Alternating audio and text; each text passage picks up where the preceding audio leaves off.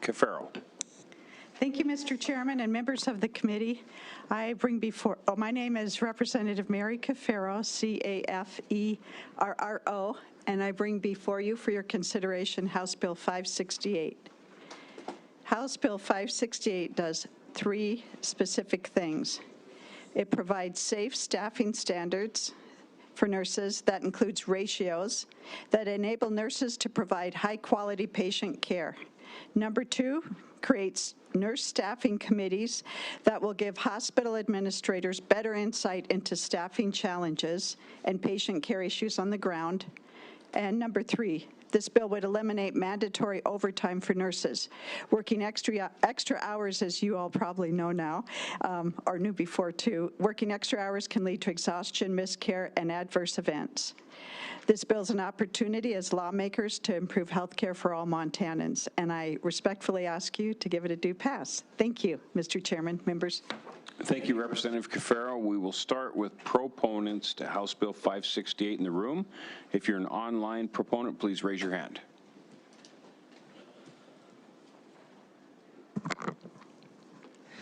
Good morning, Chairman Buttry and members of the committee. My name is Vicki Bird, B-Y-R-D. I am a 34-year Montana registered nurse. I also hold a master's degree in the science of nursing, and I am currently the CEO of the Montana Nurses Association. MNA is first and foremost the state's professional nurses association, representing the voice of registered nurses and advanced practice registered nurses. MNA is the recognized professional organization that lobbies for nursing practice issues to protect the practice of professional nurses and protect the public in all areas of healthcare. MNA would like to thank Representative Cafaro for introducing House Bill 568, a much desired bill by our over 3,000 members. House Bill 568 creates safe staffing standards. The top two issues for nurses across the state is violence in the workplace and nurse staffing. We know this because we talk to nurses every day. The caveat with staffing is, no matter if you're a collective bargaining nurse or not, when you are short-staffed, overworked, and have no input into staffing solutions, the same things happen. Nurses burn out, they experience moral injury, and ultimately, it is our patients that suffer. High nurse-to-patient ratios, for example, 1 nurse to every 4 patients, with each additional patient added to that, it's associated with a 7% increase in hospital mortality that could be caused by patient infection, bed sores, pneumonia, cardiac arrest, and accidental death. It is well documented that morbidity and mortality decrease with more nurses at the bedside. Nurses deserve your support, and House Bill 568 would set a minimum nurse-to-patient staffing requirement and provide best practices for safe nurse staffing. Currently, no standards or ratio exists to establish minimum safe staffing levels across the board at our hospitals. However, we continue to work with our facilities to put in place such standards with all the tools afforded us. I'm sure there is agreement that when hospitals are short-staffed and it forces nurses to care for too many patients, it compromises outcomes. None of our hospitals want that. None of us do. Additionally, chronic short staffing increases costs for our hospitals as they have to invest in travel or agency nurses, which are compensated at a much higher rate than our nurses that are established on the ground. We would love to see that money be invested in our nurses. MNA and all the nurses across the state want to partner with their employers to tackle this very crucial aspect of nursing called staffing. Nurses need a seat at the table to be valued and be a part of that solution. The direct care registered nurse's application of knowledge, expertise, and experience in conducting a comprehensive nursing assessment of each patient, environment, and staffing situation adds valuable input into making collaborative, supportive decisions about patient care, and that includes the need for additional staff. We applaud our facilities that have embraced nurse staffing committees and explorations of ratios and other staffing solutions. However, we must invest in the nurses at the bedside, put patients over profits, hold each other accountable, and have the ability to recruit and retain one of the most valuable assets to a healthcare facility. Staffing is a beast to tackle, and this bill provides a collaborative path to guide our hospitals along with the nurses to be as safe as possible for the patients and the providers. MNA is asking the Montana legislators to ensure our nurses have the ability to provide the best patient care by guaranteeing that hospitals are staffed adequately, create vital protections for nurses, improve patient care and safety, and ensure a dignified, inclusive, collaborative workplace. MNA asks for a due pass on House Bill 568. Thank you. Thank you, Ms. Byrd. Next proponent, please, in the room.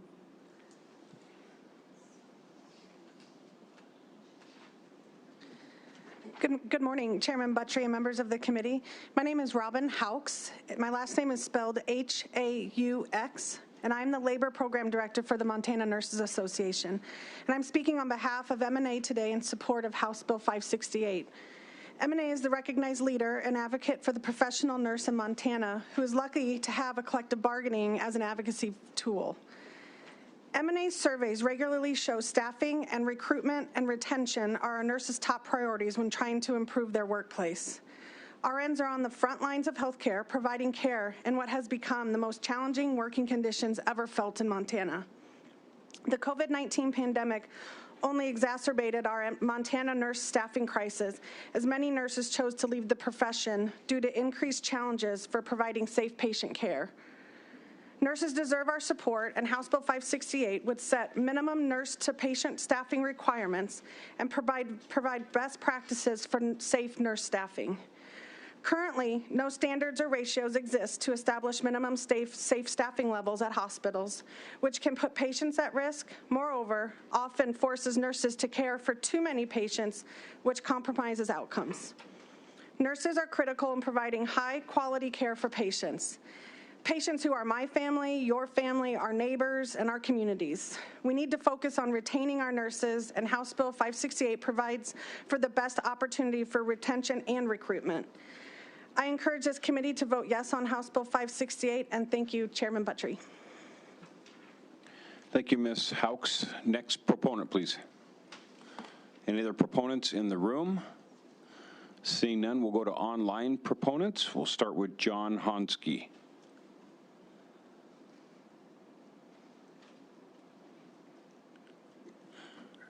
Thank you. We could hear you, now you're muted again, Mr. Honsky.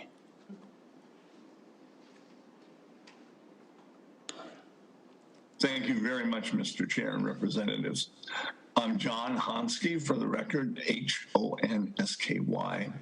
I'm a retired nurse practitioner here in Missoula with 36 years in nursing, 25 years as a registered nurse. And in my written testimony, I described my experience as a hospital-based registered nurse, having been assigned to 3 separate units over the course of one shift. I was responsible for 12 patients during that shift.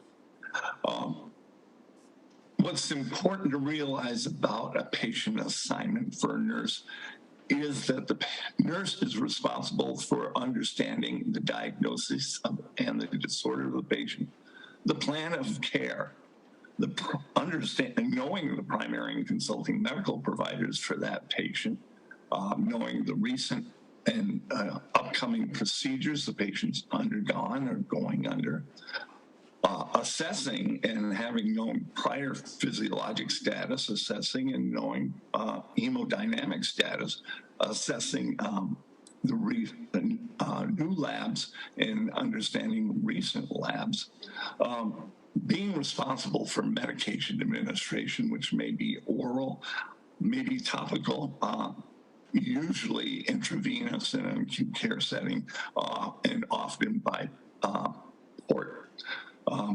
Knowing the additional treatments the patients are required to have, and making sure that they're coordinated, and understanding the physical capabilities and necessary assistant requirements, as well as understanding and assessing the patient's mental status. So for each patient, that's the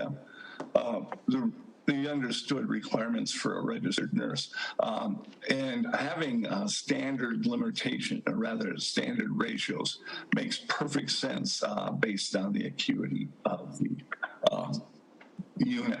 Thank you very much for looking at this very important issue, and I urge you to pass. Thank you, Mr. Honsky. Next online proponent, Janora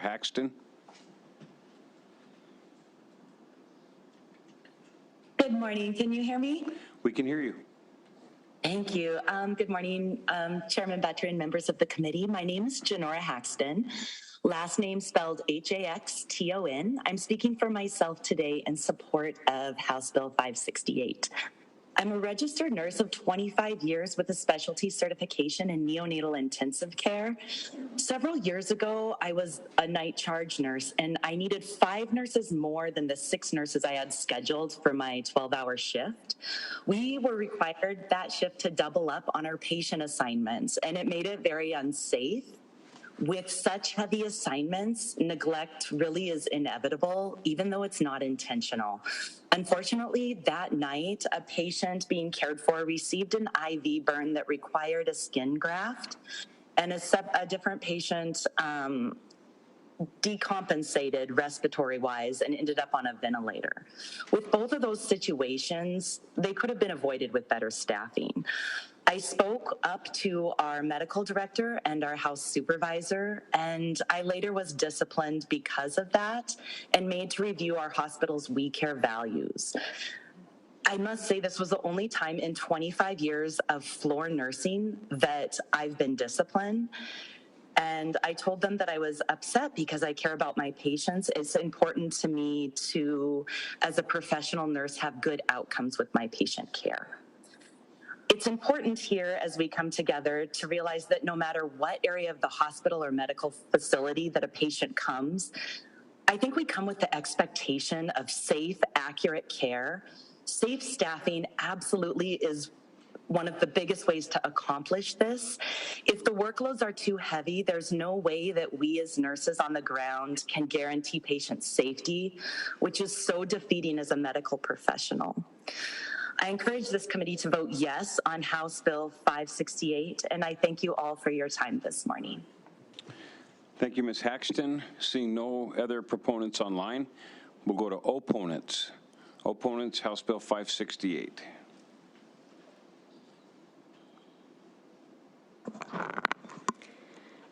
Good morning, Chair Buttrey and members of the House Business and Labor. My name is Heather O'Hara, O''Hara. I'm a Master's Prepared Registered Nurse and Vice President with the Montana Hospital Association. The Montana Hospital Association respectfully opposes House Bill 568, as this is not good for Montana. Before I move forward with my testimony on the challenges and obstacles that House Bill 568 would bring to the healthcare industry and the patients and communities we serve, I would like first to acknowledge and thank the nurses and all the healthcare providers in the state of Montana for the care they have provided, especially over the last 3 years. We know how important nurses are and how other healthcare team members are in delivering excellent, safe care to our family, friends, and neighbors. Please take this opposition as it is intended. It is not that we don't support or care about Montana nurses, but believe this would have devastating consequences to how we provide care to our patients, and the opportunity before us is to continue to support one another by our continued ability to bring forth solutions that are flexible, creative, that are based in professionalism and in the spirit of working together, not one that is rigid and mandated by law. House Bill 568 flies in the face of professional nursing that is rooted in science, requiring substantial specialized knowledge as a basis for the nursing process that is holistic in nature. Instead, House Bill 568 brings it to a level that is government mandate, that is rigid and rule-oriented, not in the art and science it should be. It is noted in this bill and supported by proponent testimony that this process is intended to be collaborative and encourage professional judgment. This couldn't be farther from the truth. Supporting House Bill 568 will only hinder the current nurse staffing practices by implementing rigid governmental mandates, which impacts hospitals and their staff from being creative, flexible, and making the necessary changes with ever-changing dynamics of staffing and caring for patients 24 hours a day, 7 days a week. Hospitals, along with all team members within the hospital walls, are committed to providing safe, competent, and excellent care. Enforcing rigid mandates will hinder their ability to provide this care that our communities deserve and need, with a result that is not good for Montana. In my testimony, I will briefly provide an overview of the current nursing workforce shortages that are occurring in Montana, and lastly discuss the research that was done by Ms. Lauren Swant, a University of Pittsburgh School of Nursing Doctor of Nursing practice student, on her research project entitled Policy Brief, Legislating Nurse Staffing in Montana. Following my testimony, we have several nurse leaders that will share how current staffing is practiced now, how House Bill 568 will impact your local hospital, how House Bill 568 impacts the cost of your health care, and whether mandating nurse staffing ratios, as noted in House Bill 568, improves the quality of care for you, your family, and community. To be respectful of time and with the understanding that we have many bills to be heard today, or that we've already heard, I will not provide the overview of the concerns related to the bill itself, but would welcome questions related to those concerns. Let's first talk about the nursing shortage in Montana. Based on data presented in the status of the nursing workforce in Montana report compiled by the Montana Department of Labor and Industry, there are currently over 18,000 licensed RNs in the state of Montana. Approximately 85% report working in the healthcare field. This equates to roughly 15,000 nurses. 18.3% of those actively employed report planning on retiring or leaving this field in the next 5 years. This equates to approximately 570 nurses having each year leaving our healthcare workforce. If we again assume the anticipated 9% growth rate is consistent nationwide over the next 10 years, this would indicate a need for roughly 1,400 additional nurses or 140 more nurses employed each year in Montana to meet those increasing demands. Add the number with that to the 570 nurses per year leaving the workforce, and Montana is looking at needing over 700 new nurses every year. This does not address the current shortage we are already experiencing. This just maintains the status quo as workforce demands continue to increase. The estimated vacancy rate is currently at 18%, which means we are about 2,700 nurses short statewide. Based on the data from 2021, Montana nursing schools are graduating between 575 to 600 student nurses each year. This annual number barely meets the replacement needs created by those planning on retiring or leaving the field, and does not does not begin to address the current nursing shortages nor the anticipated workforce growth. If we were to correct these current and projected shortages over 10 years, it would require nursing schools in Montana to graduate an additional 300 to 400 nurses each year for a total of 900 to 1,000 new graduates annually. This amounts to an increase of 50 to 75% year of our current student capacity this year, next year, and every year for the foreseeable future. We appreciate and value our working relationship with our schools of nursing in Montana, and we encourage all of us in this room not to look at state mandates, but to ways to support our schools of nursing in preparing our future nurses. Lastly, over the last year, Ms. Lauren Swant worked with the Montana PPS CNOs in collecting data that focused on the impact mandated nurse ratios could have on our Montana healthcare industry. Her doctorate thesis was entitled Policy Brief, Legislating Nurse Staffing in Montana. This not only included collecting data in the state of Montana, but also a literature review, which included a review of the research, which has been completed and analyzed since California instituted its legislated nurse ratios mandate in 1999. The purpose of Ms. Swant's thesis was to evaluate the impacts of legislating minimum nurse staffing ratios on hospital economics, the process flow, and key nursing-specific nurse outcomes in Montana PPS hospitals. The findings show with a state mandate, PPS hospitals will need an additional nursing staff to meet the nurse ratios outlined in this bill. Overall, there would need to be an increase of 9.7% in RN staffing, equating to an average of 36 FTEs per hospital above the positions they currently have filled. If those aren't filled, this equates to 175 hours of overtime or contracted labor per day per hospital on average.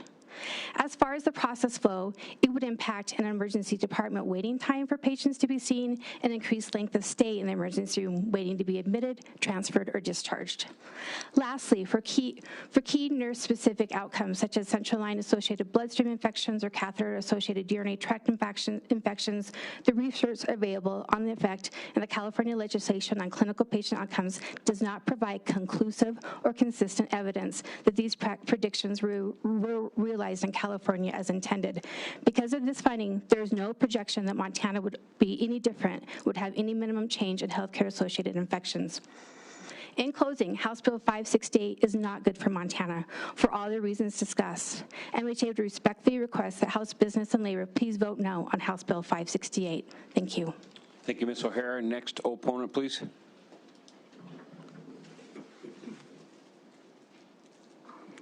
Good morning, Chairman Buttrey, members of committee. My name is Rain Ginnity. I'm the System Chief Nursing Officer and Hospital Chief Operating Officer for Benefis Health System in Great Falls, Montana. Throughout my 25 years in healthcare, nurse staffing has never been as bad as it is today. Our nurses are working harder than they ever have, and my heart is with them every day. I support ensuring nursing assignments are safe. Monitoring nursing ratios is extremely important, and as part of my Chief Nursing Officer role, I take very seriously. But setting mandatory ratios is not the answer. We are doing everything that we can to hire more nurses, and recruitment and retention are and will continue to be top priorities for us every day. However, the industry faces extreme shortages both nationally and in Montana, and so there are simply not enough nurses available right now. Mandating inflexible nursing ratios will not create more nurses. Instead, it will simply force hospitals to limit the number of beds they fill, exacerbating Montana's bed shortage. This will force hospitals like Benefice to limit accepting patients from our region's critical access hospitals, even when we have open beds. It will result in critically ill patients having to wait even longer than they do today in crowded emergency rooms. Simply stated, it will harm Montanans in need of care. In today's environment, we rely on care teams composed of certified nursing assistants, physical therapists, and respiratory therapists, and many others to provide the best care that we can to our patients in our hospitals. We consistently adjust staffing by unit based on patient mix and acuity. This approach would no longer be possible under the parameters of House Bill 568. I completely understand why this may sound like a solution to our nurses being overworked, but it would come with the unintended consequences of limiting our patients' access to care. Nurses are amazing people who went into the profession of nursing because they have a passion to care for people. Just as they aim to do no harm to the patients under their care, they also don't want to do harm to our communities with patients going without care. We cannot stress enough how much we appreciate our nurses and understand their frustration with current staffing levels, and we will continue to do everything we can to recruit additional staff and nursing staff. But Benefice Health System does not support this bill. Thank you. Thank you, Ms. Kennedy. Next opponent, please.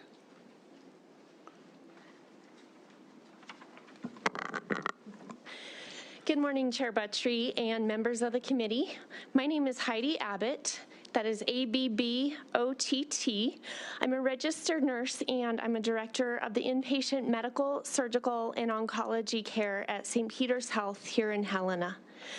Rigid nursing to patient ratios would result in longer wait times for critical care, reduction in patient care services, and drastic increases in costs for both hospital operations and patient costs for care. Patients would experience longer wait times in emergency waiting rooms, resulting in an increase in adverse events and potentially death rates. Here's an example. You take your loved one to the emergency room because he or she is experiencing chest pain and is likely having a heart attack.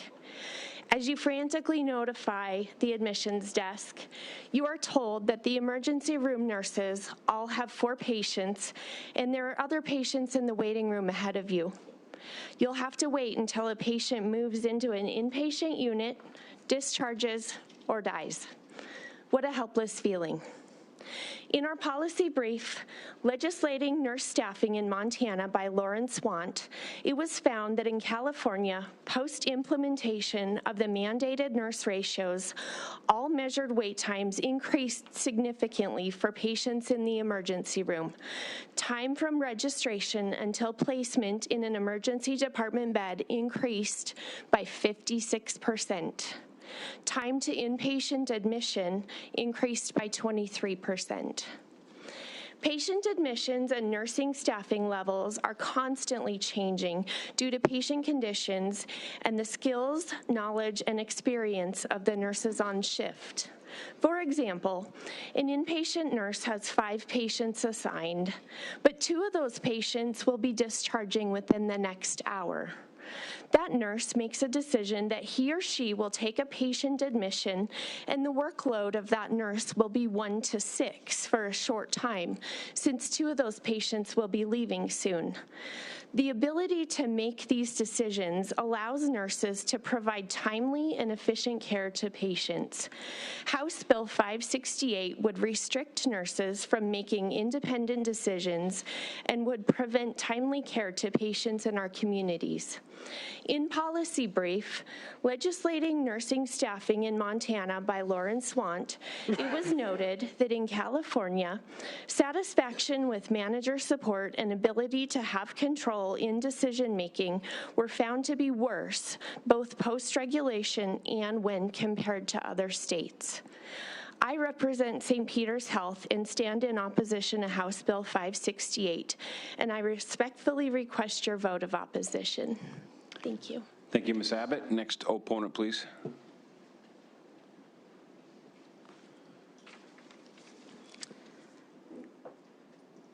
Chair Buttry and members of the committee, my name is Crystal Losing, L-O-S-I-N-G.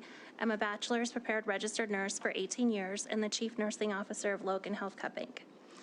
Ratios cannot be a one-size-fits-all. The proposed ratios would be very difficult in a critical access hospital such as ours in Cup Inc. As acuity levels fluctuate throughout the shift, in Cup Inc, we always Can you move the microphone just a little bit closer to you? Sorry. Thank you. I even wore my heels today. So in Cup Inc, we always have 2 nurses and a CNA on both shifts. So if we have a census of 4 in our acute care, that is 2 patients for each nurse, and per the ratio, they could only take 2 ERs at a time. So for example, last Friday, we had an emergency room where patients were starting to check in. And with a couple of hours, we had 4 ERs with 2 more waiting in the waiting room. This would mean that those 2 patients would have to wait until the other ERs have been discharged to be seen if we had to meet the state ratio mandate. In the meantime, we are trying to transfer one of the ERs and it is being delayed due to no bed availability. Now, instead of looking to transfer close to our community, we are reaching out to facilities further away. This would be common practice if our partners of the PPS hospitals couldn't take our patients needing a higher level of care due to the ratios. This would not be good for our patients nor for our community. Critical access thrives on diversity. There is no typical day. You could see a heart attack first thing in the morning to delivering a baby in the afternoon, and then to providing care for a trauma patient from multiple stab wounds at the end of your shift. Ratios are going to fluctuate. Throughout the day and as a team, we can work through these scenarios. We do not need the government to tell us how to care for our patients. Our team works collaboratively here at Logan Cup Inc, and everyone contributes to the team. This bill does not mention the impact of the support staff that we have, in which our CNAs work very hard and are part of the nursing team. It doesn't just stop at our CNAs either. Our lab techs and imaging department are all very helpful. With this bill, are we looking at fewer CNAs? Because we can find more CNAs in our community than we can nurses. So I respectfully request the committee to vote no on House Bill 568, as this would not be good for our patients or our community in Cup Inc. And thank you for your time. Thank you, Ms. Losing. Next opponent, please. Good morning, Chair Buttry and members of the committee. My name is Melissa Filter, F-I-L-T-E-R. I'm a master's prepared registered nurse and chief nursing officer at St. Vincent Healthcare in Billings, Montana. We've been serving the people of Montana for 125 years. First, thank you for your commitment to our community and desire for safe, quality patient care. We stand with you in that desire and commitment. I am testifying today in opposition of House Bill 568 on behalf of professional nurses who wish to practice at the top of their license, implementing diversity, creativity, and innovation to meet the challenges of healthcare today and in the future. In the research conducted by Laura Swank, it is projected that House Bill 568 will increase labor costs 16 to 25% for Montana hospitals through overtime and contract labor. It would also result in higher operating costs, which ultimately impacts our consumers, our neighbors, through higher insurance premiums, co-pays, deductibles, and taxes. Currently, 58% of health care in Montana is reimbursed by Medicare and Medicaid, which is a fixed reimbursement. The increase in costs would hit community members living on fixed income. An unintended consequence of this bill is increased costs for patients and their families. Because when they have to travel for care outside of Montana because of forced limits placed on hospital staffing, we impact the consumer. We experienced a pediatric surge in December due to RSV. Can you imagine your local hospital telling you no and having to take that patient to Denver or Seattle, a 4-month-old? Our nurses care for our community with excellence and rise to meet the challenges during seasonal surges, pandemics, and disasters. Our goal always is safe, quality care every day without mandating nurse ratios. Please allow professional nurses to use their clinical judgment and care for the patients in front of them. Thank you, Chair and members of the committee. Thank you, Ms. Filter. Next opponent, please.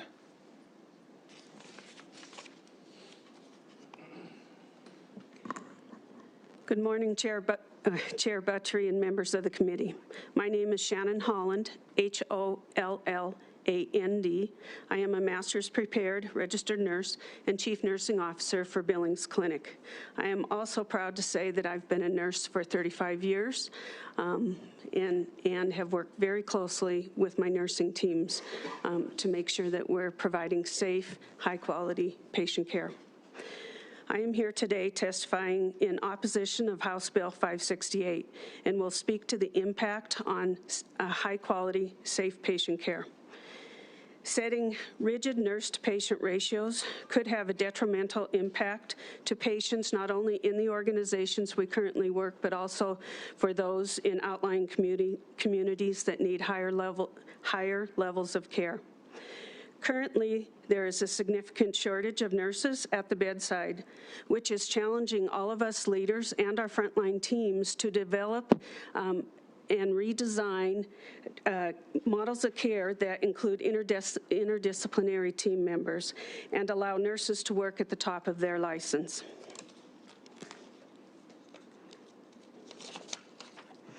If we are limited by set ratios or numbers of patients per nurse, then we will not have the ability to flex up or down depending on the acuity of the patient or the severity of the illness, the experience of the nurse, and we will not be able to value the contribution the interdisciplinary team members make. Hospitals will also not be able to accommodate transfers in from outlying communities. Montana is a very rural state. We have many critical access hospitals that meet the immediate needs of patients. Many of those patients need to be cared for in higher hospitals that have more services. I currently work at Billings Clinic, and we accept transfers from all over Montana and from our neighboring states. If we are tied to a ratio without looking at the acuity of the patient and being able to flex, patient transfers could be declined. This will have a significant impact on patient outcomes and could result in increased deaths. Lastly, if we cannot safely flex and we do not have enough nurses at the bedside to meet the patient care needs, we will be forced to limit some of the other procedures, such as surgical procedures, and also some of the services we provide in the community. If we have to redeploy our nurses to the bedside, the communities will also feel some of the suffering. We will not be able to provide some mother-baby education, trauma education, et cetera, because we need to have those nurses at the bedside. I am fully in support of making sure that we have safe nursing practice in our hospitals. I think mandating ratios and controlling overtime opportunities will limit our ability to treat our patients and to take care of our communities in need. Thank you, Chair Buttrey and members of the committee. Thank you, Ms. Holland. Next opponent, please.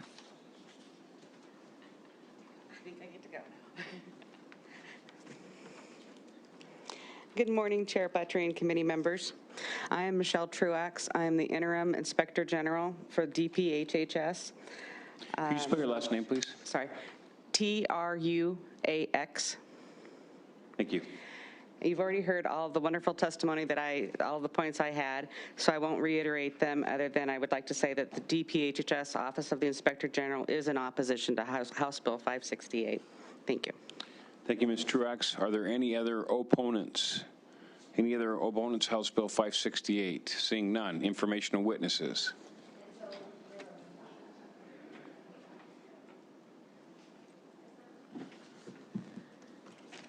Good morning, Chair Buttry and members of the committee. My name is Lauren Swant, S-W-A-N-T, and I am a master's prepared registered nurse and a current Doctor of Nursing practice student with the University of Pittsburgh School of Nursing, scheduled to graduate this December. Fingers crossed.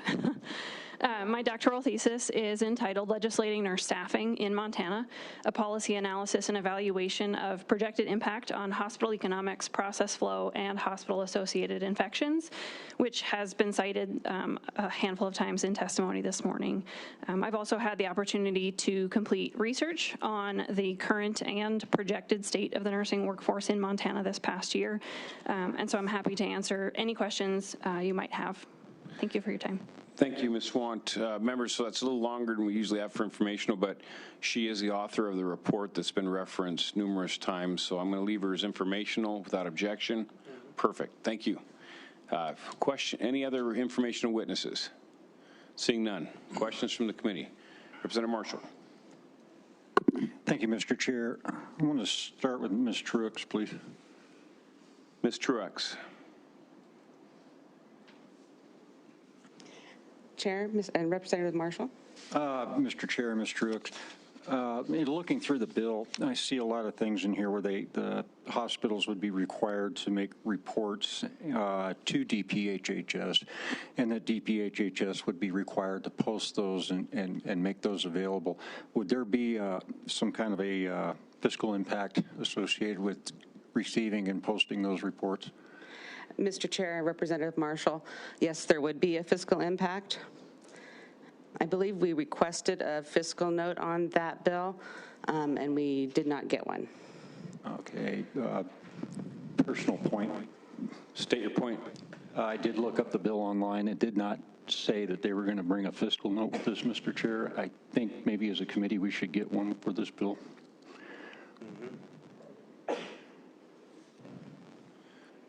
Members, is there objection to the committee requesting a fiscal note for the bill? Mr. Chair, I think that's a great idea. Okay, so ordered. We will make the request. Okay. Next question, Representative Marshall. Mr. Chair, next question is going to be for Ms. Kennedy.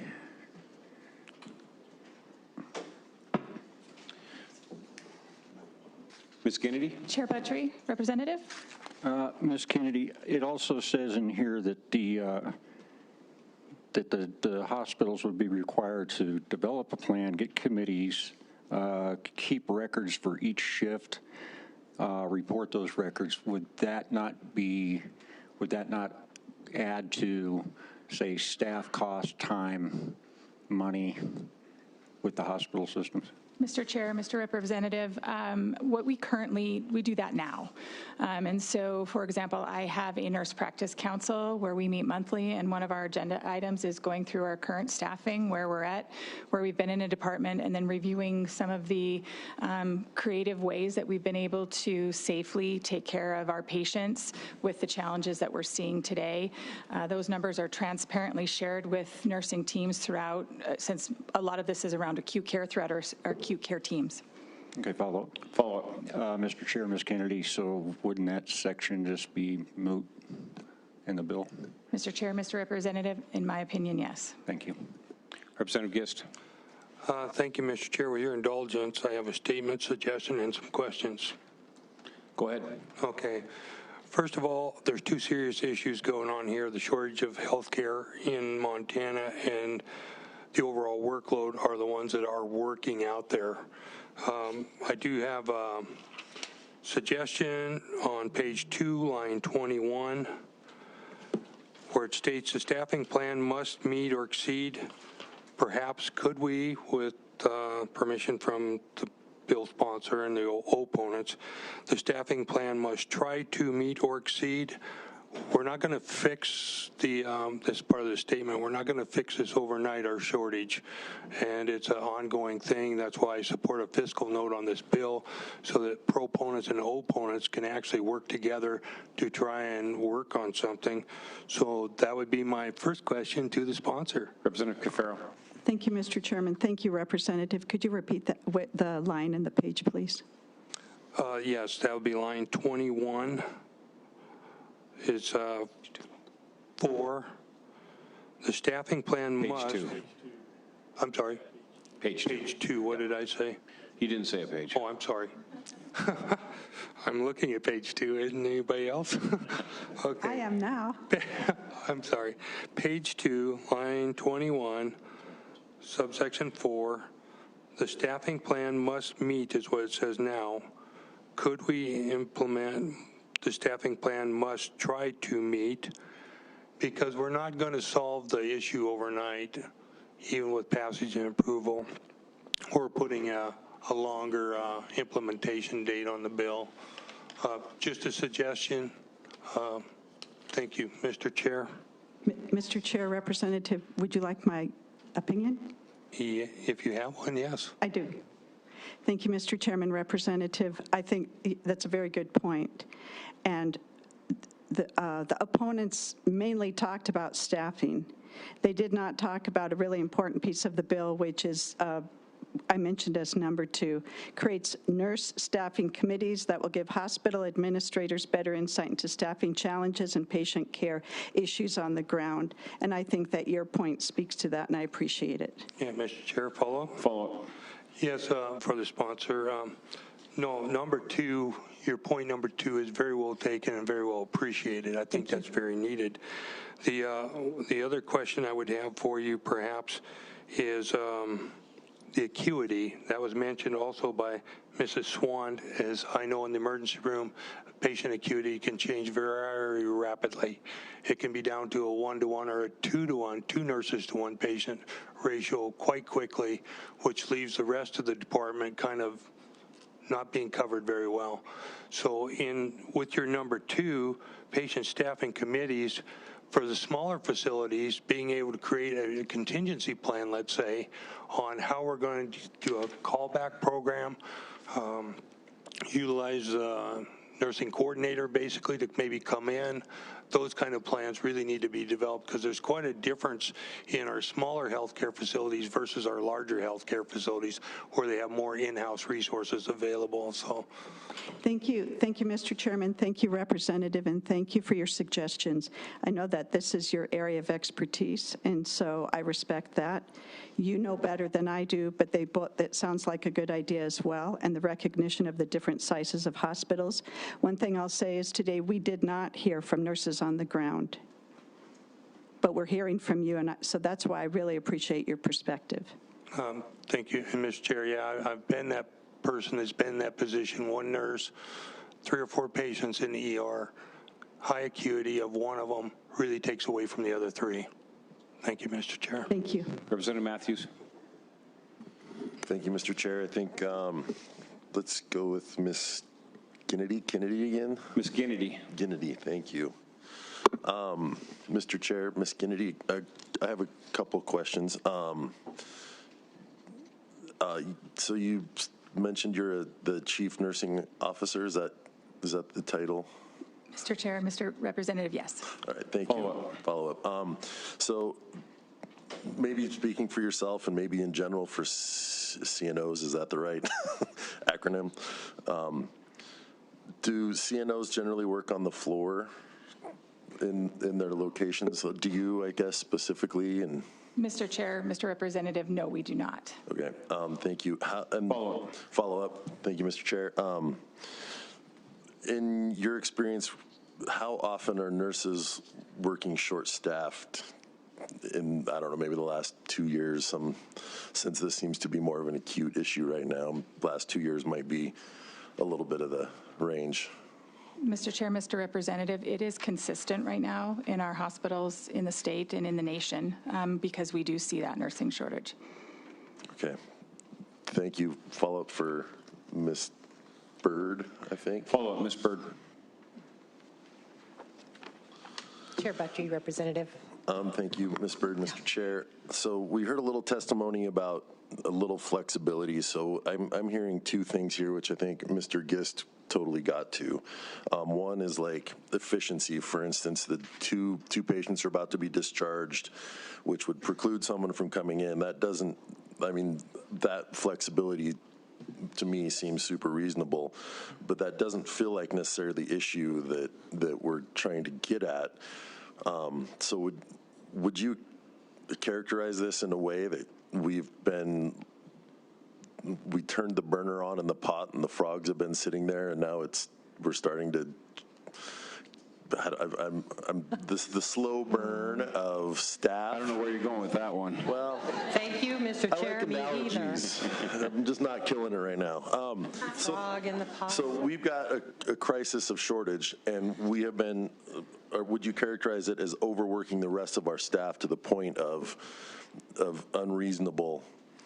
And this isn't necessarily a matter of the efficiency and a lot of the things we've heard from the opponents, but we have the crisis, and we're at a point where the overwork, the quality of care, working conditions is unworkable.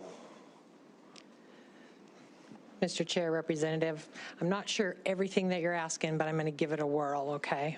Thank you. Before even the pandemic hit, we were already short-staffed, as we've all experienced. And we've been hearing from nurses across the state daily on those issues. And for the nurses, they want some type of guidance and template, maybe for lack of a better word, whether we have some modifications or some amendments to that, what ratios may or may not work. Also, not all facilities are created equal. In some facilities, there might be really good nurse staffing relationships and teams that are working on staffing. In others, there are not. And so we just, appreciate all the input to that. But the number one issue for registered nurses on the ground working in acute care has been staffing. They have reached out to us. They are suicidal. The mental health has increased. The burnout is exponential, and we want to keep them there. And so we're open to any collaborative dialogue that can make that happen. I hope that helped. Thank you, Mr. Chair. Follow up, Mr. Chair. Follow up. Yeah, that kind of, I think, gets to the point of we've now got the boiling water. And so I think I'm trying to frame this. I might just leave it there for now. Okay. Thank you, Mr. Chair. Thank you. Representative Zolnikoff. Thank you. Question for Ms. Byrd, please. Ms. Byrd. Thank you, Mr. Chair. Ms. Byrd, to kind of piggyback on the questions asked by my colleagues, I'm looking at page 3 here. This is subsection 6 of the new section 2, and feel free to re-refer this to the sponsor. But it's talking about each hospital, in collaboration with its staffing committee, shall implement to the best of its ability the prospective nursing plan. So my question is, with this language included in the bill, do you foresee, let's use the example of an emergency room, of a hospital turning patients away because they're at that staffing ratio? Or do you see the hospital still accepting the patients and then sort of addressing it at a later time through their nursing plan with their committee? Chair Buttrey, Representative, never would patients be turned away. But when those acuity or that staffing changes, then there has to be a plan in place to bring in more staff or extra supportive staff, which many do now. But under EMTALA and all that, no patients would be turned away. So I appreciate the chance to correct that misperception that we would turn a heart attack patient away. Never, never. Thank you. Follow up, Mr. Chair? Follow up. Thank you, Mr. Chair, Ms. Byrd. So I'm wondering right now, I'm sure there's something in place, but could you explain a little bit about what a hospital would look at in terms of trends of, we're this busy and we've got this many patients? It seems to me like this could be maybe a helpful tool to see how often you're really over ratios. Is there something similar to that exists in hospital policies that's just not in state law currently? Chair Buttrey, Representative, my experience being an acute care staff nurse for 25 years is in our facility, there were like staffing grids, and they can see when the most patients came in, when the census was high, low, and so with those projections, which I would assume most hospitals have, then you could build that staffing matrix around those projections. So I am aware that they do exist and that they should be utilized to keep it safer. So I appreciate the question. Thank you. I have one more follow-up for the sponsor, if I may, Mr. Chair. Hold on, Ms. Byrd. Representative Matthews, did you have something quick for Ms. Byrd, and then we'll go back to Representative Zolnikoff? No, go ahead, Ms. Zolnikoff. I'll pass. Okay, all right. Representative Cafaro. Thank you, Mr. Chair. Representative, I'm looking at page 5. This is new section 6 of the bill. This talks about a nurse's rights section, and on page 19, the word it says a registered nurse may object or refuse to participate in activities, policies, practice. So the word policy is kind of sticking out to me in that sentence. I know that in the past couple years, there's been some hospital policies that have given some nurses some heartburn, and I think the hospitals have seen the result of that. So would this kind of cover if a nurse wanted to refuse a hospital policy, or is this for something else? Mr. Chairman, Representative, I don't have an answer to that, but I see where you're going with the connection. Okay, thank you. Vice Chair Harvey. Thank you, Mr. Chairman. A couple questions for Ms. O'Hara, if I could, please. Ms. O'Hara.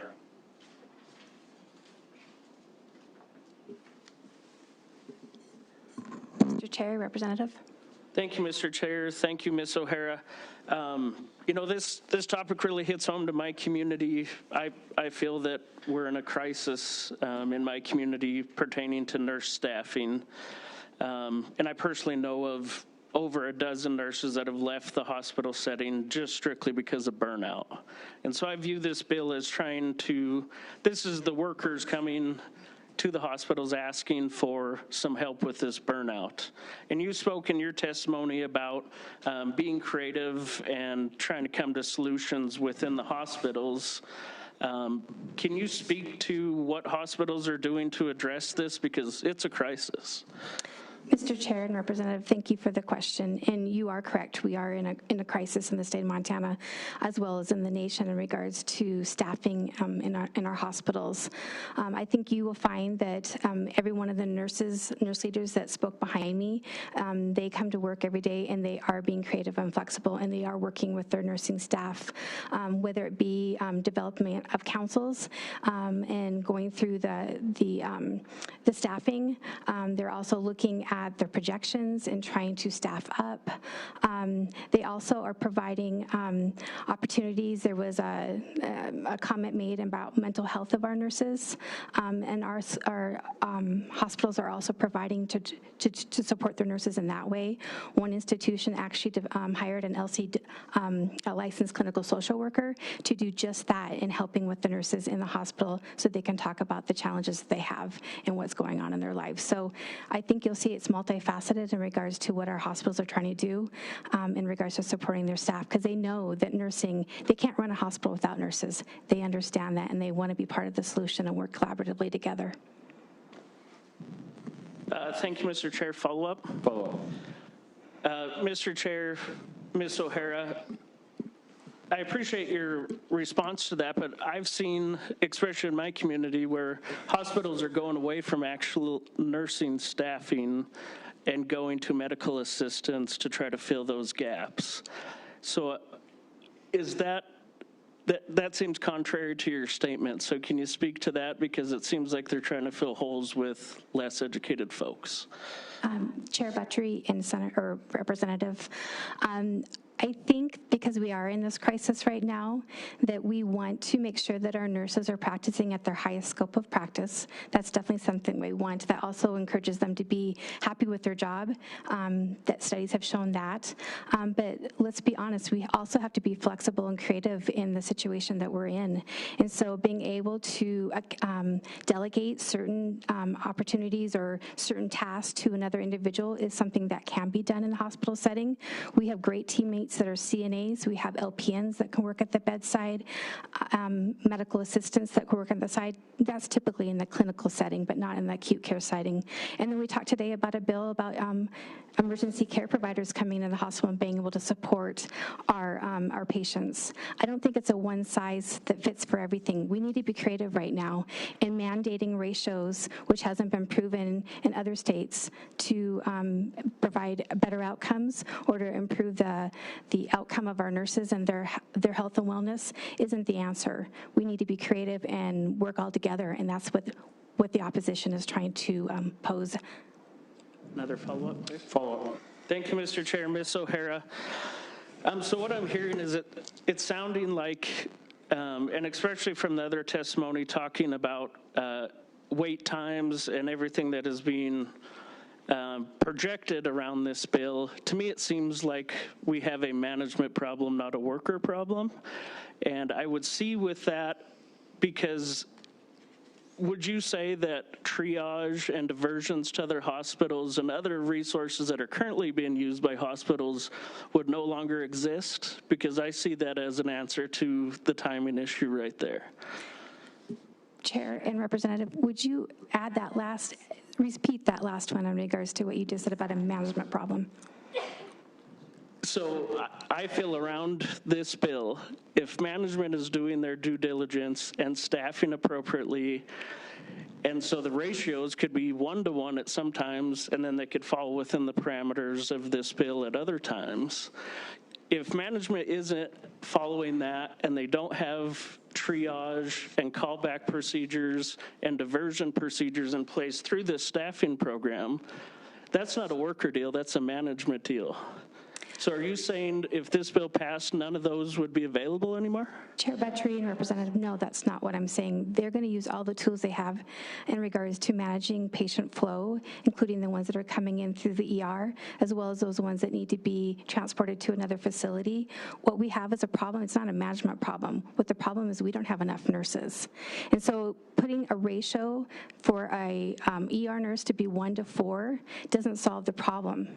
It causes more of a problem, because then we are in a corner trying to meet our patient needs with a ratio that's been dictated by the state and mandated, and we're not able to work around that. So it's not a management problem, it's a nurse shortage problem. Representative Marshall. Thank you, Mr. Chair. For Ms. O'Hara, please. Ms. O'Hara. Not so fast. I was trying to get away. Chair. Mr. Chair, Ms. O'Hara, we recently heard a bill that went right down this alley. I think it was an HHS. So Montana has nursing schools, do they not? Chair, Representative, yes, they do. Follow up. And very good ones to boot. Follow up. Mr. Chair, Ms. O'Hara, so I remember somewhat what the ballpark figures were on the numbers, but how many nurses are we actually graduating a year to go into the workforce, and what kind of a ratio are we looking at? I mean, at the rate that they're graduating right now, how many years would it take to fill the void? Chair Buttrey and Representative, I do have the numbers, but I think Lauren would be the better one to be able to answer that, since she did her dissertation on that as well as did some other research. May I ask Lauren to come up and speak on that? Redirect, Ms. Swant. Redirect. And Ms. Swant, when you're giving your answer to that, could you let us know whether you're considering the data as it exists today, or what's going to happen over the next few years as these new nursing schools are going to be built? Sure. So a little bit of background, I would say, in this, in part, we're sort of navigating two scenarios, right? We have the current shortage that we're in, and then sort of the implications of what this would do, and then knowing there's some changes kind of coming within the state as well. So the numbers that Heather had referenced earlier today, currently on average, Montana nursing schools are graduating somewhere between 575 and 600 students per year. In any given year, we're anticipating from a workforce standpoint that about 18% of our current nursing workforce is either going to retire or transfer to another occupation. And that's kind of a standard evaluative metric that they use nationwide to kind of figure out kind of what backfill are you looking for just from a sustainment perspective. So for us in the state of Montana in 2021, so reflective a little bit of COVID, the expected numbers that we're looking at are about 570 nurses per year. And then in addition to that, we are looking at about 140 more that we would need based on the projected growth, both in the state as well as nationwide. The Department of Labor puts out figures as far as projections and workforce growth analyses, and they've got the nursing workforce kind of with a projection of about a 9% increase over the next, by 2030, basically. And so that 140 would account for that additional workforce need year over year. So really what we're looking at in the state is about 700 nurses every single year that we currently need just to sustain the current shortage you've heard everybody talk about for the last 20 or so minutes. If we start looking at some of the schools that have addressed this, there are a handful in the state that have started to increase enrollments, that have started new programs, and that is included kind of in that 575 to 600 number. I know Montana State has projections on increasing enrollments as well, and if I would have to go back and dig through some references to make sure I'm not misspeaking, but I think that their anticipated enrollment increase was about 100 nurses in 10 years. So that's sort of the projection. So really it still doesn't chip away at our current shortage needs, let alone the projections that this bill would require.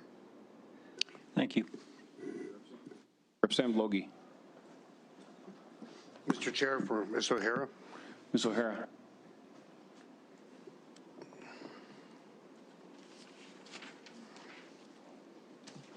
Chair, Representative Logie.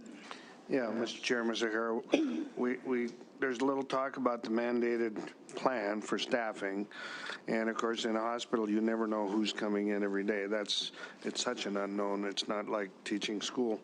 And then the nursing shortage, so of course some of that is being backfilled by the traveling nurses. So what do you see for the increased costs of the hospitals, to us as patients? It would be, sorry, Chair and Representative Logie, there would be considerable, and I would like to again defer this to Ms. Swant because she did do the numbers in regards to her thesis. Yes, please, Mr. Chair. Redirect Ms. Swant.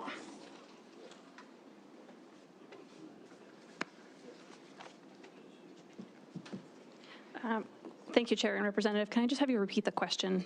Yeah, I was, Mr. Chair, and Swan, what I was getting at is with if you have a mandated plan of staffing, and with the shortages we have, and the nurse shortage, with pulling in traveling nurses to try and fill that because you have a plan that says you have to have so many nurses on staff. What do you see for the projected cost to the patients, and will that keep increasing quite quickly in the next few years? So it's a good question, and I will answer it to the best of my ability. It's really hard to get at exactly what the per dollar per patient cost would be. I can share that in the California studies, what they did is they did a comparative metric at the cost per discharge to the patient, and California's cost per patient per discharge, which would be what you and I were actually seeing in our bill, was markedly higher than 12 comparator states that didn't have a mandate. When we look at what kind of an impact it would do financially to the hospital structure, the mandatory plan with these exact ratios utilized would actually precipitate somewhere between a 12 to 26% anticipated increase in labor costs to the hospitals.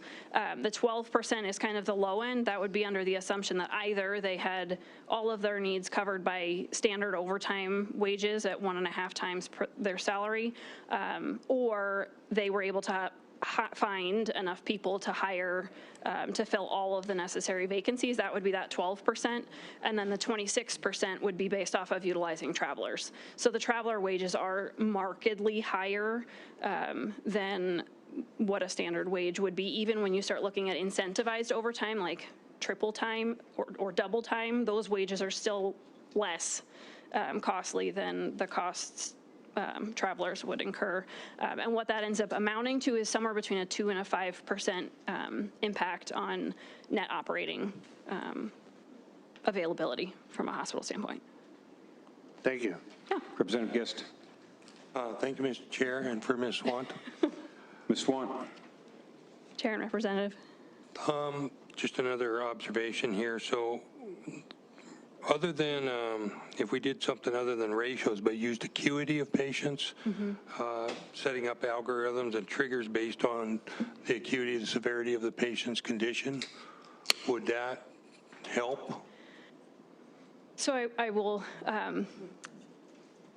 put a caveat in my response in that in standing before you as an informational witness, that's not something that my research looked into, mostly because we don't have a state in the country that has a legislated acuity-based structural system. I can share that the majority of our systems have some component of acuity-based staffing inherent in their structure. I know it was shared that there's not a bedside nurse here, but I will share that I up until the last 8 months, I was a bedside nurse in addition to my other positions. And speaking from personal experience in that context, you evaluated at the end of every shift the acuity of your patient population in order to drive what your staffing matrix would look like for the next upcoming shift. So I don't necessarily have an answer there, but I will share also that the American Association of Nurses, the ANA, they have also shared that they don't support mandating nurse-to-patient ratios. They do support letting nurses use their clinical judgment in driving decisions based on acuity. Follow up, Mr. Chair? Follow up. And then when we talk about on divert or divergence, and for the committee, that's basically when your hospital is full, your ER can't stand anymore, or they can't manage the acuity of the patient come in by ambulance, they'll go on divert. So typically we would have to have a receiving physician if we were going to divert if the neighboring facility couldn't, so we'd have to hold them. And most time they were flown out of state, which added to the cost because to a bigger facility. Have you done any research on the divert policy or diversion? I did. That was actually something they looked at a bit in the California studies as well. And it's a bit mixed in the results. They didn't find increases in true diversions. What they found instead was that people were sitting in the ER, and hence that was the 50+% increase in wait times, because they were seen eventually. And there is a bit of a explanation due there as well based on that research where they, the heart attack patient is going to get seen over somebody with a compound fracture in their leg. And that does get adjusted. And so what they shared in the research from California was that really the brunt of that wait time was even more heavily placed on patients that weren't dying. So it skews the wait times a bit. The other piece to keep in mind, and this hasn't been mentioned yet, in California, and this kind of speaks to the divert piece, they shared that some of the limitations in evaluating that were that in the 2 years post-implementation of Assembly Bill 394 in California, which is the one that drives their legislation, in the 2 years post, they actually had an uptick in hospital closures when compared to the 12 comparator states nationwide as well. So they had maintained the same kind of standard hospital closure rates as the rest of the country, but in the 2 years following the post-implementation of the bill, the hospital closure rates increased. So it may not necessarily be a diversion, but a definite change in community access. All right, thank you, Mr. Chair. Representative Carter. For Ms. Byrd, Mr. Chair. Byrd.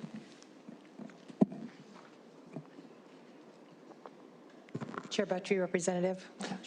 Mr. Chair, Ms. Byrd, we've heard about staffing ratios, flexibility lost. A couple other parts of this bill is overtime work and night work. Are these not covered in a collective bargaining agreement?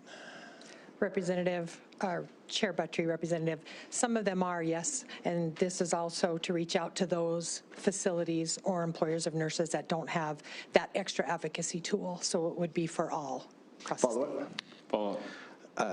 Ms. Byrd and Mr. Chair, again, back to the flexibility side, do we not lose flexibility between, say, a smaller cut bank versus a Billings if we put this in state law saying, hey, everybody has to do it the same way when different places may need to do it differently? Chair Buttry, Representative, that's where we'd want the nurse staffing committees to come in and put input in there to see how it can be accommodated. And of course, we're always open to what can be adjusted to do what's best for the patients. But at some point, we have to have like this bare minimum so that we as the registered nurses can provide the best care possible. Thank you for the question. One follow-up. Is there not the standards of care already in place for things like this? Chair Buttry, Representative, do you mean standards of care for how many patients a nurse can take? Representative Carter. For these ratios. Chair Buttry, Representative, no, there are not. In California, they have the ratio bill that they've had for quite some time. And just to correct previous testimony, the ANA, and I work with them closely, that's American Nurses Association, recently passed a resolution to look at ratios at a national and then state-by-state level. So that has changed because nurses are leaving in droves, and we need to support them with some type of template that they can provide the best care possible and give them that tool to do so. Follow-up. Are there standards of care in place for overtime work and night work? Currently. Chair Buttry, Representative, so for overtime, it's driven by state law. Some of the overtime for our nurses that we represent is also driven by their collective bargaining agreements. Thank you, Mr. Chair. Representative Bergstrom. Mr. Chairman, I have a question for Ms. Swans. Ms. Swan.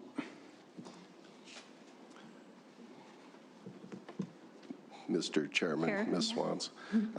What I was wondering is, are we seeing, maybe in your research you saw this, are we seeing nurses quitting being regular nurses and going into being traveling nurses because of a little more flexibility there and the higher pay? Are we seeing that happening? So from my research, really what we're limited on our ability to report on that because we don't collect that data as part of licensure renewal in the state of Montana. So we actually don't have an accurate to the licensee record of who's practicing in the state of Montana versus who is on like a traveling contract perhaps and working somewhere else. I think anecdotally we hear about it, but I don't know that I have actual factual evidence to provide information there. Okay, thank you. Mm-hmm. Representative Sullivan. Thank you for Ms. Byrd. Ms. Byrd. Chair Buttry, Representative. Thank you, Mr. Chair. Ms. Byrd, my question is about the American Nurses Association and supporting or not supporting of mandates, and can you clarify that for me? I think I'm confused. Yeah, Chair Buttry, Representative. In June, every June, we have a membership assembly, and that is elected delegates from all 50 states and 3 territories attend the American Nurses Association membership assembly. It used to be House of Delegates, so they are the governing body of the National Nurse Association. And just this past June, of which Montana delegates attended and myself, they passed a resolution addressing nurse staffing and embracing nurse ratios, as was driven by Linda Aiken, who is a stellar expert on nurse staffing and ratios. And so they passed it just this past June. Thank you for the question. Vice Chair Harvey. Thank you, Mr. Chairman. For Ms. Swan. Ms. Swan.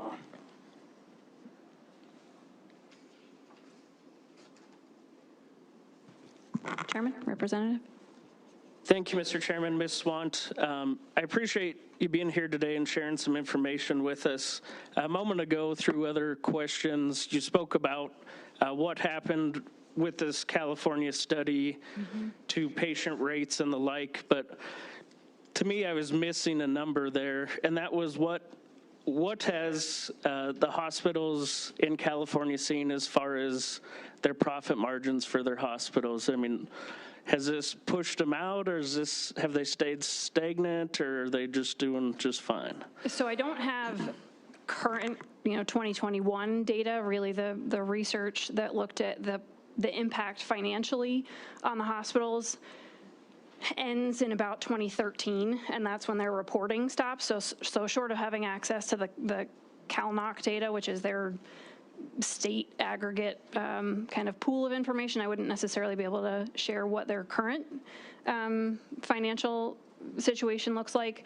I know that in part, one of the things that they did observe is that the operating margins were impacted, and it was interesting because if you look at it from a statewide level, it paints a very different picture than if you look at it from a systems level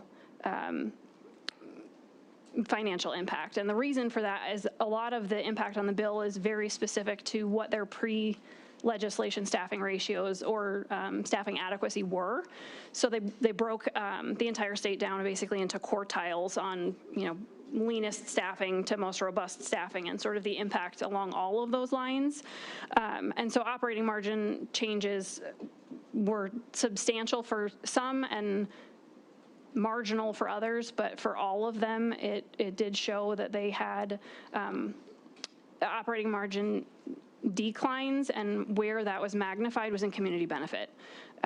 So what they found is across the entire state for all 4 quartiles, regardless of how lean their staffing was before the legislation went into effect, Thank you, Ms. Swan. I was mainly looking on the overall profit because I feel if we're not talking about the whole budget, we're not getting a clear picture here. One follow-up, Mr. Chair. Mr. Chair, Ms. Swan, on your thesis, can you talk a little bit more about, did you get peer review on this, and where is it at? Has it been published? Where can we find this? Actually, I'm more than happy to provide the policy brief after session is over. I have it in an electronic format that I can distribute out. It's currently in the final stages of approval, and then prior to December is when it would be submitted for publication and peer review. Thank you, Mr. Chair. Brief follow-up. Was this thesis peer reviewed by fellow nurses? So the way a thesis works as a doctoral presentation is you present to a committee. So the entire committee that has, at this point, reviewed my work are all doctoral prepared nurses or statisticians. Thank you. Seeing no further questions, Representative Cafaro, would you like to close?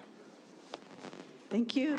Thank you, Mr. Chairman and members of the committee, for your attention to this subject. I sure know how to draw a crowd, wouldn't you say? I think we had almost every C-suite in the whole state, and even a student from Pittsburgh. That's pretty amazing.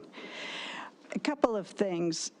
Okay, so there's nurse shortage. We all know that. There's a shortage of nurses in the state, and so far the solution has been to hire travelers, paying them sometimes 4 times as much as the nurses that work there who are from Montana and work hard every day and have for decades, including room and board. And so, yeah, that's a problem, but what's the solution? I heard zero solution, and it's not always about money. It's not always about money. What hospitals are doing to address staff shortages, when the question was asked directly, I heard the word creative, flexibility, going through, looking at, providing counsels, working collaborative, again, being creative. There's no substance in any of those. And like I said, it's not always about money. It's about being treated well and supported in the work that nurses do. And right now what the nurses are asking is for ratios. That makes sense. I also heard the circular argument of if nurses are required to take good care of their patients and quality and health improves for patients, then that is going to end up meaning that patients will be less safe and quality will go down. Circular argument, I don't understand it at all, and it doesn't make any sense to me.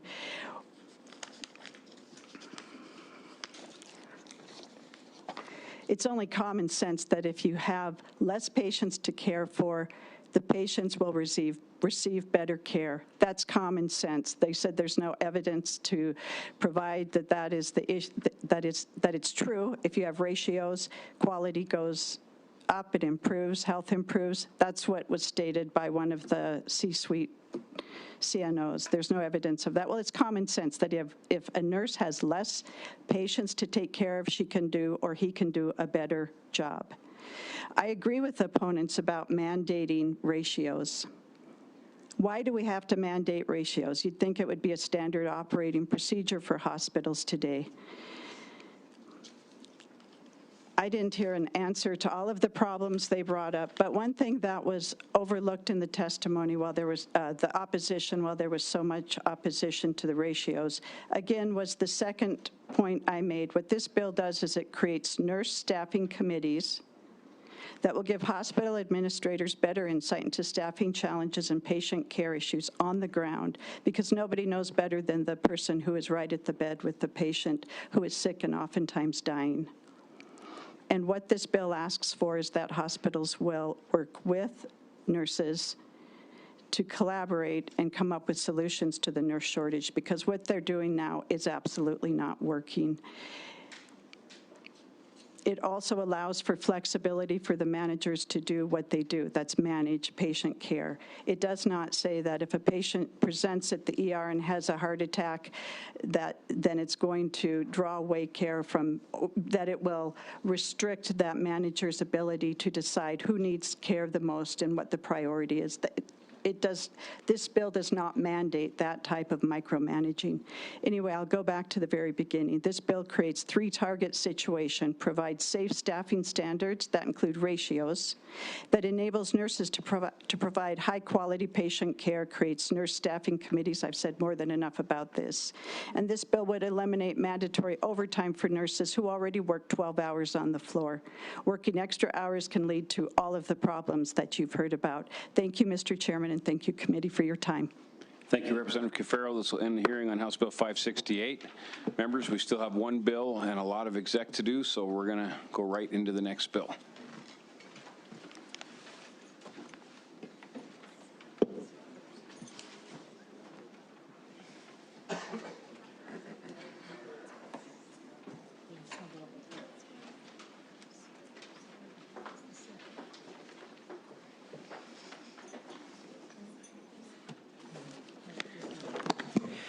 At this time, we're going to begin the hearing for House Bill 590. Representative, are you ready?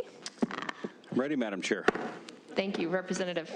Madam Chair, members of the committee, I'm Representative Ed Buttrey.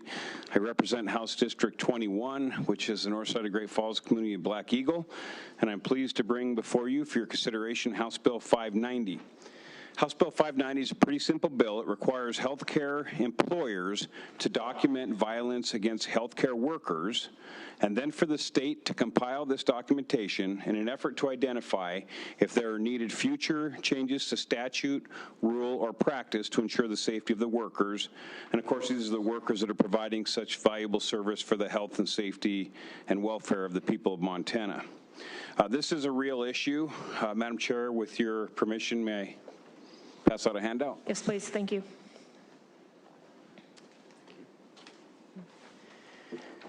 Madam Chair, members of the committee, for those of us that have served here in past sessions, we can probably recall multiple efforts to resolve the issue of violence against healthcare workers. Our efforts to date, however, have simply focused on the criminal and civic penalties for those committing the violence. And I think in those efforts, maybe we were putting the cart ahead of the horse a bit. The prudent solution would seem to be to first identify the issues, quantify the types and amount of violence, collect and analyze all the data, and then seek out solutions to the problem. And that's what you have in front of you in House Bill 590. So here's a summary of the bill. If a healthcare employee suffers an act of violence while on duty, the healthcare employer is responsible to gather information about that violence from the employee and any witnesses. The healthcare employer shall also report the event to law enforcement upon the consent intent of the employee. The healthcare employer shall document all occurrences of violence as specific in the bill, new section 1, and report this data to the Department of Labor quarterly or more often as the department would request. The healthcare employer shall also keep this data separate from any patient healthcare record for a period of 5 years. Using this data gathered statewide from all healthcare employers, the department then will compile an annual report on workplace violence in healthcare, and they'll publish this report annually. You know, those of you that know me know I believe data is king, and if you want to know the real story, you look at data. Using this data gathered, our healthcare employers, the state, and the legislature can then work on real solutions to the problem of violence against healthcare workers. We propose to gather this data for a period of approximately 2 years, and as such, the bill has a sunset of July 30th, 2025, as can be seen in new section 4 of the bill. Madam Chair, our frontline healthcare workers deserve our best efforts, the same efforts we get from them when we are in need. I hope you'll support this first step so we can find real and effective solutions to help those great workers. Madam Chair, there are people here to discuss the bill. There are some changes that might have to be made, unfortunately, so we'll just work through this in the process. I'll be happy to stand for any questions, Madam Chair. Thank you, Representative. At this time, proponents, please. Vice Chair Seekins-Crow, members of the committee. My name is Vicki Bird, B-Y-R-D. I am a 34-year, I wish I was 34 years old, 34-year Montana registered nurse with a master's degree in nursing, and I am the CEO of the Montana Nurses Association. MNA would like to thank Representative Buttry for introducing House Bill 590, as violence in healthcare has existed for years and truly has been exacerbated during the current pandemic. MNA continues to address the rise in violence in the healthcare setting through legislation, education, and culture change. Keep in mind as you listen to proponents today that a Montana police dog, while on duty, is afforded legislative protection against assault in the workplace. Nurses and healthcare employees are not. Many nurses across the state have shared and continue to share their assault stories while on duty. I believe you were provided with a couple stories in advance of today's hearing. We have hundreds of stories on file as nurses from across Montana have been submitting them and sharing them with this legislative body since 2015. The stories haven't stopped. They're only getting worse. I'm going to share a quick history of the violence against nurses and healthcare workers through our legislation. In 2015, we sought a misdemeanor. It failed. Lawmakers were unsure if violence actually happened. So in 2017, we came back looking for felony legislation. And this was after we produced a report in 2016 from our own Department of Labor done by the State Department epidemiologists. And even with severe underreporting, nurses and healthcare workers were assaulted on an average 5 times higher than the national average. That failed. So then in 2019, we attempted a mandatory reporting law with reports going to law enforcement. That again failed. Lawmakers again questioned the severity of violence occurring while on duty. 2021, misdemeanor, that failed. Even with the data at that time that healthcare and social assistant employees were the most assaulted employees in the nation. This session, 2023, MNA has worked with our nurses, some of our healthcare facilities, and the Montana Hospital Association, also appreciating support from the Montana Medical Association to address violence once again in the workplace. It affects all healthcare workers. The employee experiencing the assault and those who may witness such an assault will continue to be supported by their employer with a consistent process to assist with the severe underreporting.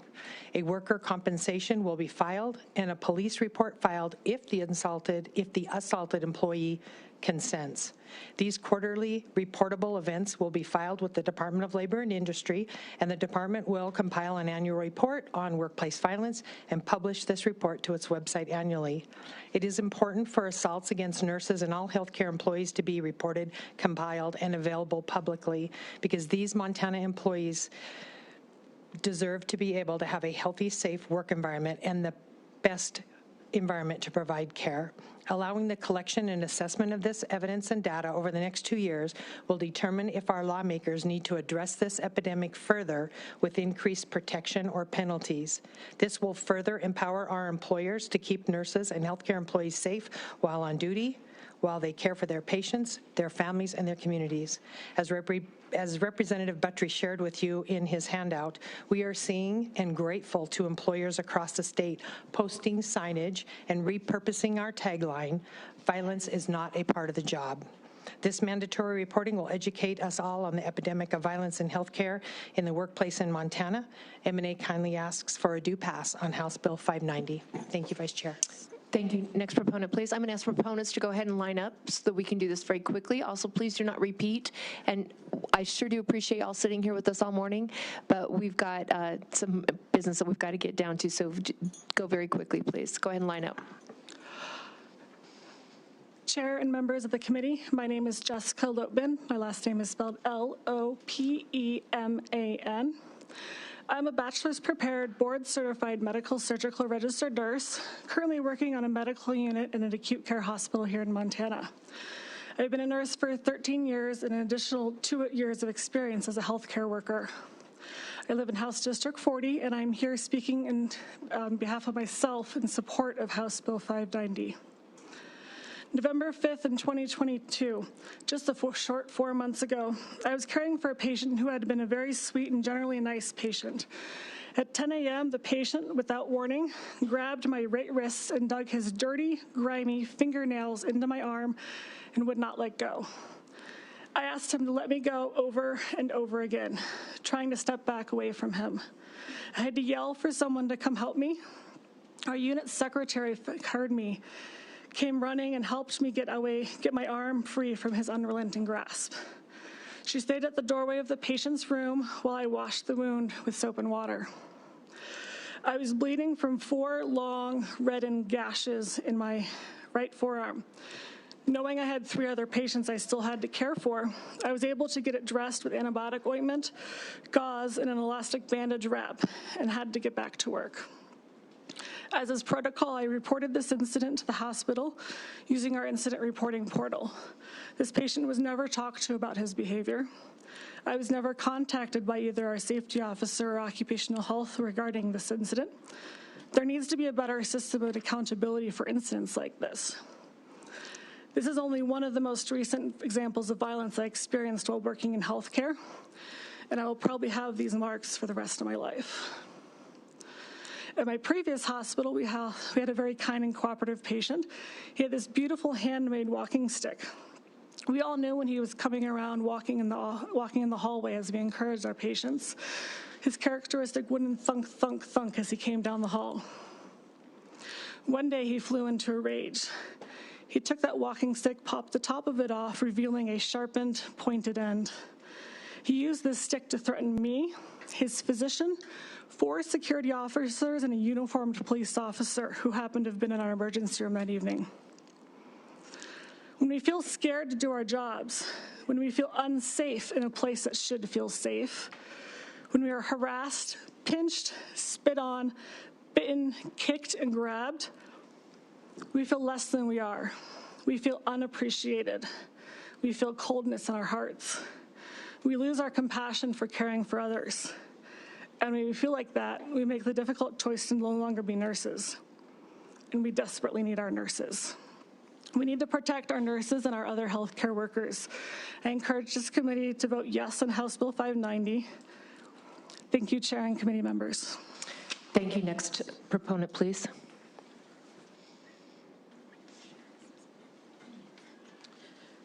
Good morning, Vice Chairman and members of the committee. My name is Pamela Walter, last name spelled W-A-L-T-E-R, and I've been a registered nurse in the field of emergency and trauma medicine for 26 years. Half of my career has been providing care to patients here in Montana. On December 8th, 2021, I was assaulted by a patient, and it wasn't the first time.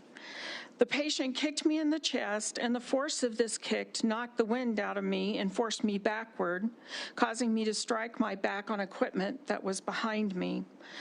This could have been a career-ending event for me. It was, however, a life-altering event. I took FMLA to recuperate from my physical and psychological trauma.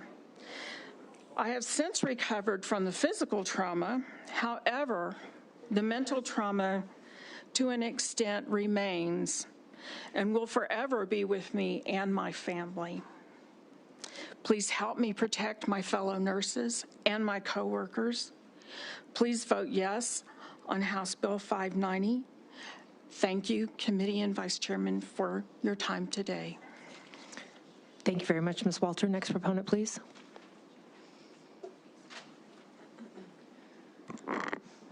Madam Chair, members of the committee, my name is Sarah Piper, S-A-R-A-H-P-I-P-E-R, with the Montana Federation of Public Employees.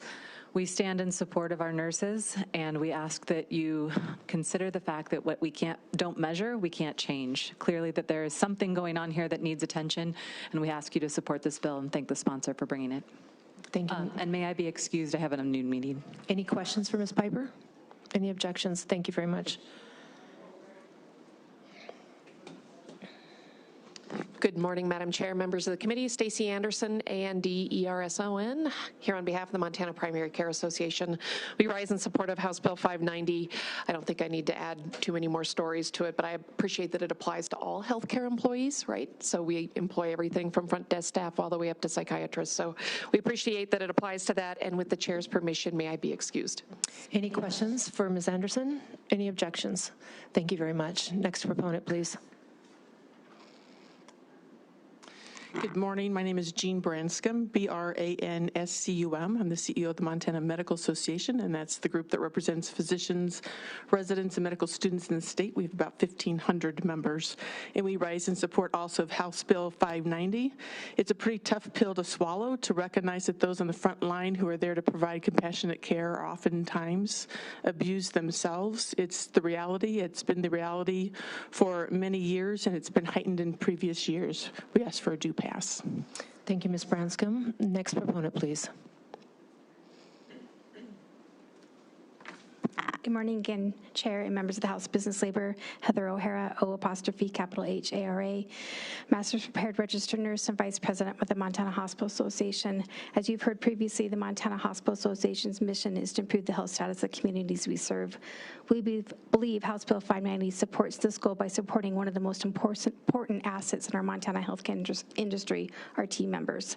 House Bill 590 creates a thoughtful approach in collecting data that is Montana-specific, which can create possible Montana solutions in future legislative sessions to ensure our Montana healthcare providers are safe in providing the necessary and needed care to our Montana communities. Thank you, Representative Buttrey, for bringing this bill forward.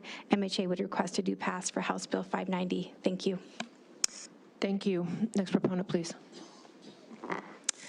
Madam Chair, members of the committee, my name is Adriana Hines, A-D-R-I-E-N-N-A-H-I-N-E-S. I'm here today on behalf of Benefis Health System based out of Great Falls. We'd like to thank the sponsor for the bill, and we stand in support as we recognize any efforts to protect our healthcare workers. Thank you, and we urge a due pass. Thank you very much. Next proponent, please. Morning, Madam Chair, members of the committee. For the record, Jennifer Hensley, H-E-N, S as in Sam, L-E-Y, standing before you this morning in support of this bill on behalf of the Montana Academy of Physicians Assistants. For the reasons stated by previous proponents, we also support this bill. Thank you. Thank you very much. Next proponent, please.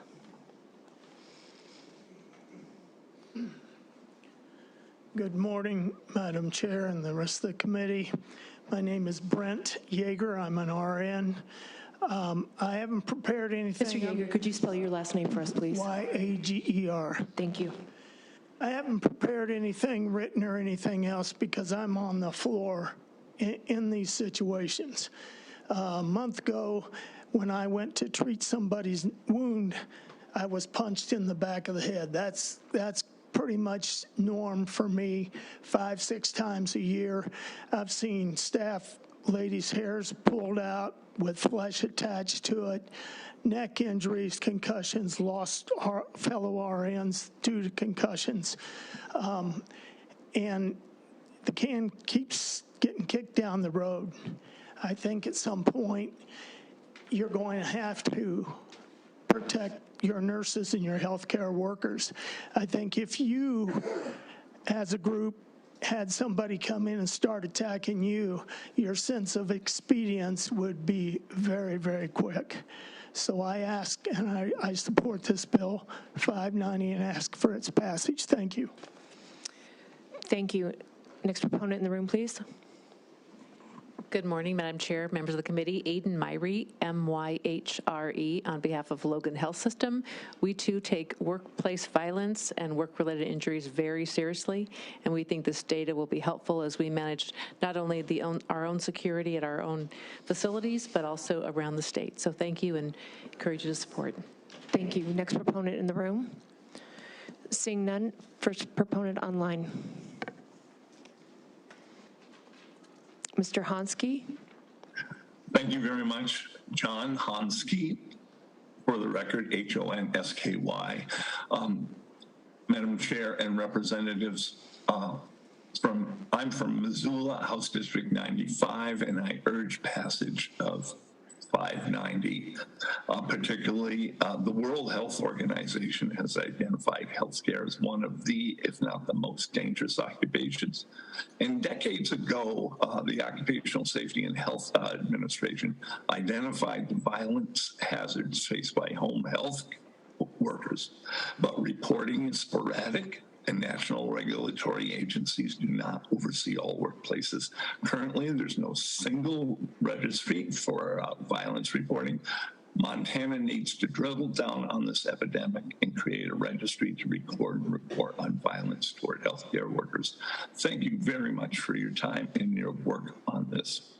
Thank you, Mr. Hansky. Next proponent online, please.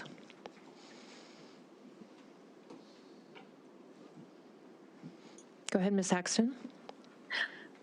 Yes. Chairman, members of the committee, my name is Janora Haxton, last name spelled H-A-X-T-O-N. I'm a 25-year staff RN, grown and raised in Great Falls, Montana. I currently work in Missoula. I'm speaking for myself today in support of House Bill 590. While we in healthcare face shorter staffing, a growing homeless population, mental health crisis, it's important now more than ever to protect our healthcare workers from abuse.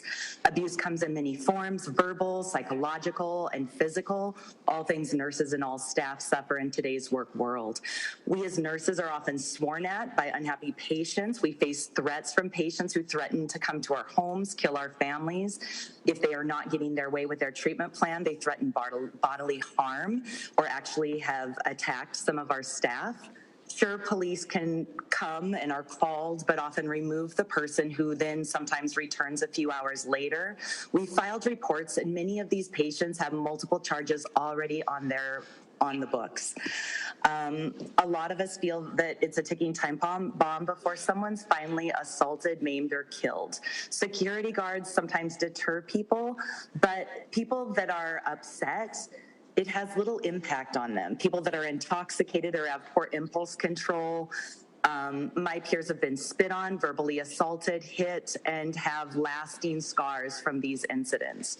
We need to do better to protect our nurses and healthcare workers. This will absolutely encourage more people to work and stay in healthcare if we make healthcare a place people want to work with a safe environment. I encourage this committee to please vote yes on House Bill 590. Thank you, Chairman and committee members, for your time today. Thank you, Ms. Haxton. Next proponent online, please. Go ahead, Mr. Allen. Madam Chairman and members of the committee, thank you very much. My name is Nathan Allen. That's A-L-L-E-N. I'm a board-certified emergency physician with over 15 years of experience. I'm speaking today on behalf of the Montana chapter of the American College of Emergency Physicians and on behalf of Billings Clinic. Healthcare workers are nearly 4 times more likely to be assaulted and require time away from work due to violence than all other private sector workers combined. Sadly, violence in healthcare settings and against healthcare workers is increasing, with 85% of emergency physicians reporting an increase over the last 5 years. I worked as the physician medical director at the busiest emergency department in the state of Montana for nearly 5 years. During that time to reduce violence, we improved both the number and training of on-site security personnel. We put all of our staff through de-escalation and physical safety training. We purchased personal physical alert buttons for every employee in the department. We added ballistic glass, a weapons scanner, warning lights, a serial offender alert system, and created new committees and teams focused on this problem. Despite that consistent focus, we perceive violence against healthcare workers to be worsening in both frequency and severity. We need help. Healthcare workers need both strong state legal protections against workplace violence, as well as mandatory programs in their hospital, clinic, or place of practice designed to prevent assaults whenever possible and strongly support healthcare workers when they do. HB 590 is an important first step in addressing violence against healthcare workers. Although many employers already take workplace violence seriously, I've been very fortunate to work for an organization that does. This bill will give healthcare workers the confidence that their employer must take reports of physical violence seriously and allow them to press charges when appropriate. The data that will be gathered and reported annually because of this bill will help shine light on this distressing, unacceptable, and growing epidemic. We hope this data will inform future action at both the public and private level. All persons, but especially those devoted to helping and improving the health of others, deserve to be free from violence and injury in the workplace. Urge the members of the committee to please support and advance HB 590. Thank you very much for your time. Thank you, Mr. Allen. Next proponent online, please. There are none, Madam Chair. Thank you. At this time, any, informational witnesses? I'm sorry, opponents at this time. First opponent in the room, please. No opponents in the room? Okay, now we go to informational witnesses.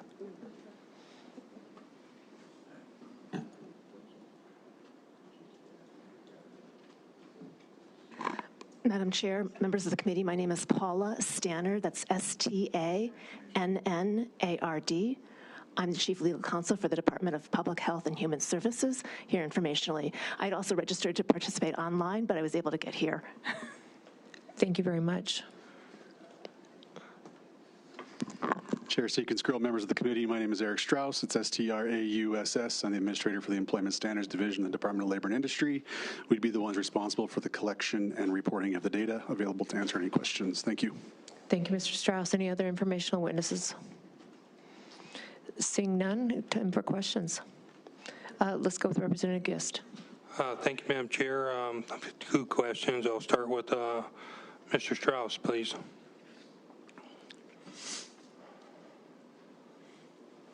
Madam Chair, Representative Gist. Thank you. We heard Mr. Allen say charges when appropriate, because working in healthcare a long time myself, I've been victim to a host of things that everybody's already mentioned before. How are we going to address combative patients that are hypoglycemic, dementia, alcohol abuse, drug abuse, head injuries? Because a lot of times after the situation has been resolved, they're really decent people, and they were apologetic. They really didn't mean to swing at you or spit on you or call your names, especially the alcoholic ones or the drug once they come down off their high. How are we going to address that reporting and do charges when appropriate?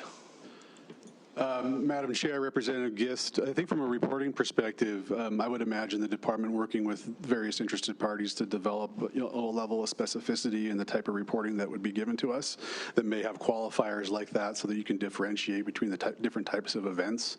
We can get as granular as they want with the data in order to do a thorough analysis and be able to provide context to that effect when we do the reporting. In terms of the second part of that, in terms of filing charges, that's something outside of my area of expertise, and I think it would be based upon what the industry and stakeholders were interested in doing. I wouldn't have any influence on that. Oh, okay. Thank you. And follow-up, Madam Chair? Follow-up. For Ms. Byrd. Vice Chair, Representative. Thank you, Madam Chair. Can you touch a little bit more on page 2 on the workman's compensation, how that's going to work? Yeah. Vice Chair, Representative, thanks for the question. I know there's concern from the hospital's perspective, like, boy, if there's more assaults or more reporting that the workers' comp would go up. I know, and I'm confident, that every employer of nurses would want to know, number one, if their nurses were assaulted, and number 2, that's why they have the workers' comp insurance. And number 3, at the end of 2 years, if their workers' comp rates have gone through the roof, they're going to be right behind us going, we need increased penalties for assault against nurses and healthcare workers. Thanks for the question. Thank you, Madam Chair. Thank you. Next question, please. Representative Galloway. Thank you, Madam Chair. For Mr. Strauss.